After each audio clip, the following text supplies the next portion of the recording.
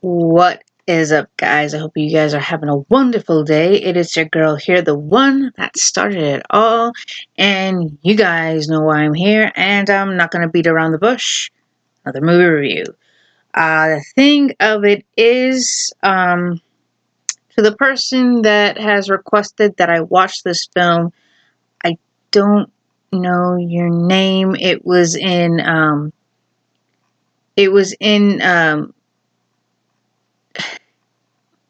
the native language of the Indian language. Sorry about that. I don't know. Uh, it was in within the characters, within the Indian characters. I'm sorry, I don't know your name. I wish that I knew your name, but to the person who had requested Gangs of Wissups, I believe that it is. I had to write that. Wasseypur, Gangs of Wasseypur. Thank you again. I am sorry I don't know your name, but this is for you. So this kind sir had suggested that I watch Gangs of Wasseypur. Wasseypur. Is it? I had to write it down. Wasseypur. I had to write it down. Okay. So I'm just going to cut to the chase. I'm going to give this movie a 6.5. Only because, well, first off, there was way too much. Way too much. The thing about this film is that this was going to be a standalone, hold on, 5-hour film. Now, the story behind this film, that it was going to be 5 hours. The thing of it is, no theater was willing to show a 5-hour film, a film that had a 5-hour runtime. So it had to be cut down. And the thing of it is, it didn't grab me enough to watch the second sequel. So I do apologize to the person who requested that I watch this film. It's just, in all honesty, it was okay. The reason why I'm giving it a 6.5 is because it was the whole revenge and greed thing. Okay, that's been used so many times because this is like a sort of gangster mafia movie, centered around coal and, river sand and things like that. Basically trying to get back at people, stick them where it hurts. Oh, you took something from me, I'm going to take something from you, that kind of thing. But there is a huge symbolic story here where consequences of your actions, whether good or bad, don't just affect you, they affect your whole family and everyone around you. So do not think that because it's your actions and your actions alone, which it should be, they're your actions. So if they're your actions, you pay for the consequences, good or bad, whatever the cost, whatever the price, you pay for it. But in all reality, the consequences aren't just yours to pay. And that's the thing about this movie. So basically, the opening scene takes place in 2004, which that's another reason why I didn't seem to like it so much, because the thing of it is, this movie takes place in a span of 6 decades. It takes place from the 40s all the way through the 90s. And the opening sequence takes place in 2004. So really within the sequel itself, it just it basically, the beginning part, okay, was cool. Because in the beginning part, there's these people, they're going down a very narrow road and they go into the house. They fire it up. They throw grenades at it. Basically they're there to kill someone. Who their target is, we don't know exactly. And, the gangsters give a call to this guy named JP, tells them the family's dead. You don't have to worry about them. But they get double crossed, and there's a firefight between them and the police, and it pretty much switches over to the events from the 40s to the 90s. Basically, in the 40s, we have, it's basically telling you how many times, India has been redistricted here and there. It's been redistricted like 3 times. And within the time of, the British rule, when the British ruled over India, uh, people were being seized of their lands, and it was all about coal and money. Within the 1940s, you had people stealing from the British ferries, stealing the coal from there and things like that. You have Shahid, who is the burglar and things like that. Shahid was taking gold from the British. Little did he know that, I said gold, coal. He was taking gold, and he was also stealing from a clan called the Kurish clan. I believe I had to write them down to the Kurish clan, yeah. Yep. And the thing of it is how he was, well, actually, no, I'll take that back.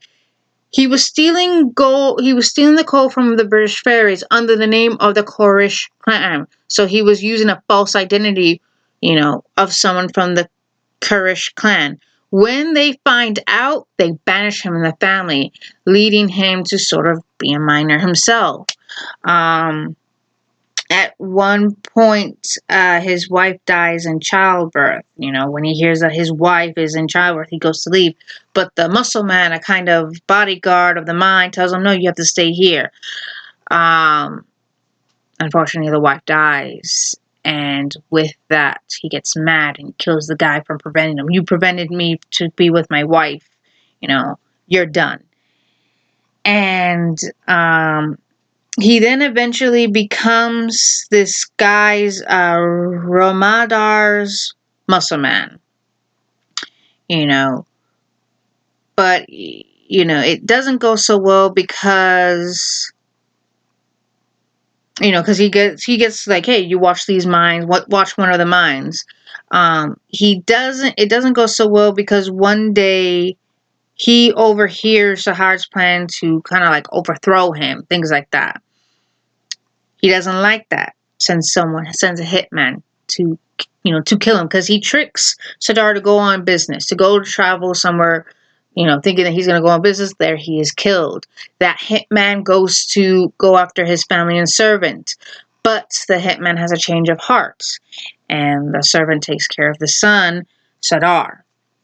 Sadar vows to find this person and kill them.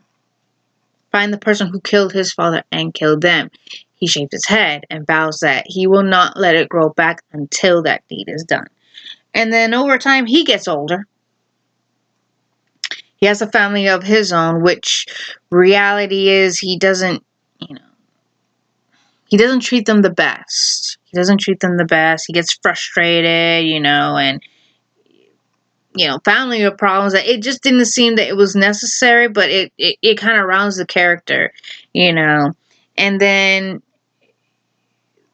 Ramdar, within like the 50s and 60s, he kind of becomes like Jimmy Hoffa, kind of like, basically the trade union becomes like the mafia. What they do is they take workers, compensation, workers' expenses, and makes it into interest, memberships, extortion, they, they're not really for the union, they're for themselves, they're not for the workers. They take the workers' pay and they make it as interest, like they're extorting people, and Ram becomes like the worker, like the leader of the union, and there you go. Corruption is like real bad. And, Sadar, trying to, obviously he knows Radar is the man behind the hit. The problem is he doesn't have the hit man who did it, but he knows he's behind him. He starts taking things from him, even sort of like working under, his son JP, trying to get him up and going. Pretty soon, they start, making these two, like the Syrians and round down the two families go together. When they realize that they've been had by Sadar, Sadar and his cousin, no, not his cousin, excuse me, the servant's nephew, who grew up, because they grew up together because the servant took care of him. They get in jail, and then they end up escaping, and then it becomes like this whole, like, it becomes messy. The whole story comes messy, and it just becomes messy. That's why it becomes this whole thing, and then eventually, like, Rondar, goes to his first family because he has a second family. Sadar has a second family, and Ramdar goes to this first family and tries to give them money as if, like, get him on their side, kind of like a slick move. And he gives money to, one of the oldest ones, and the mom, like, basically berates him. You don't take money from that man. You don't do that. And then, like, the youngest son, who becomes like a huge fan of Bollywood movies to a point where he's acting like the characters, and he gets himself into some trouble too. He hears what his older brother did, and they don't speak. And that time when he gets older, Sadar sends him out on an errand. Again, he's into the Bollywood stuff, acts like the character. He gets himself in some trouble. He gets arrested, but he's bailed out because he was told to go get arms, like go get guns. And it just so happened to be from the dude, the hitman. When he heard that he gets double crossed, he goes back to the hitman and kills him, unbeknownst to him that he just killed the dude that killed his grandfather. And then the ending comes, and then Sadar is ambushed in a hail of gunfire. He hides in the car. They're blasting that car to smithereens, and thinking that all is said and done, they ride off, and Sadar comes out. You can see, like, this dude. This was a badass moment, I will admit. He comes out ridden with bullets, and he's trying to make it to that ferry. He's trying to stop that ferry. He's trying to stop it, and he can't. He dies. He collapses.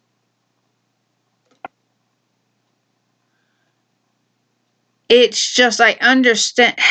The thing of it is, like I said, it's messy. There's so much that happened in the movie. It's not even funny. Even I'm trying to, like, get back, like, okay, this happened and that. It was just too much. Way too much. Like, it was, not that it was bad, it was just too much. It's exhausting. And I'm not talking about a good exhausting. It's exhausting. I'm not saying in the sense of concept it was good, but in the sense of pacing and execution, it just, they put too much. I understand why it was supposed to be a 5-hour movie, but then again, even with that runtime, I don't think it needed to have so much. I am being very, very honest. It wasn't a bad movie. It was just too much. And when I mean too much, it's not like, oh my God, this is intense, I can't watch. I mean too much is like they try to put so much. It's almost like inflated a balloon. If you put too much air within that balloon will explode. It will pop. So that's what it was. There was too much air on this balloon. Too much air. I know that's not the best analogy, but it's the only example I can think of. Way too much air. Too much. It's just too much. I mean, like, you had the Quraysh clan, and then you had Randan, and then at one point, like, There's this guy that asked Sadar to get his house back because the Kurdish clan had been kidnapping girls and, taking advantage of them in the house that he owns, and he wants his house back. And he asks for Sadar, and Sadar gets the house back, And then at one point, there's a girl that is kidnapped, and then Sadar has to get her back. It was just way too much. It almost seemed like it went from, all right, Avenger movie to like, what is he doing? He does become like the most feared. Sadar does become the most feared guy around. Excuse me. But it was too much. I mean, it seemed like they were trying. I could be wrong, but it seemed like they were trying to do like KGF. Trying to make him the most feared guy. Like Pushpa. Things like that. But they just did it. They did it in a way that it was unnecessary, The ways that it was unnecessary to make him the feared guy. What could have made him the feared guy was like, he put the two families against each other and they found out that they were being had. Things like that. It was too much. In my opinion, it was too much. I'm going to give this movie 6.5. To the person who requested it. Again, I am sorry that I do not know your name. Your name was in your native language. I know there's a lot of dialect. I was told that there's a lot of dialects there. So, thank you so much for requesting this film. I'm going to have to give it a 6.5. I didn't hate it, but I didn't like it. It was okay because, like I said, it's too much. It wasn't bad. It's just way too much in one thing. And then in the sequel, it was like, you're basically giving us part of the sequel that, I won't be watching the sequel. To be quite honest, I will not be watching the sequel. I know a lot of people are going to say, well, you're missing out, things like that. I'm sorry. The first film is what grabs you to watch the second film. And then when you watch the second film, it's on that. But if the first film doesn't grab you to watch the second film or even the rest of the franchise, then of course you're not going to watch it. But in all honesty, 6.5, it was okay. It was just, if it wasn't so much happening all at once, like trying to put everything in there, then I probably would have liked it. But it was just too much. Too much. It's like almost putting so much food on your plate and you're not going to eat the whole plate. That's the best analogy. Too much air in one balloon. Too much air in one balloon. It didn't need to be that much air. That's my opinion. But if you guys like this film, great. Great. That is your opinion. You liked it. As long as you liked it, that's what you liked. I'm telling you that I'm not a fan of it. It wasn't like, oh my God. It was all right. It was just too much. But I hope you like this review. Hope you guys have a wonderful day. Again, to the person who requested Gangs of Wasseypur, thank you so much. Be safe out there, all right, guys? And yeah, have a good day. Bye.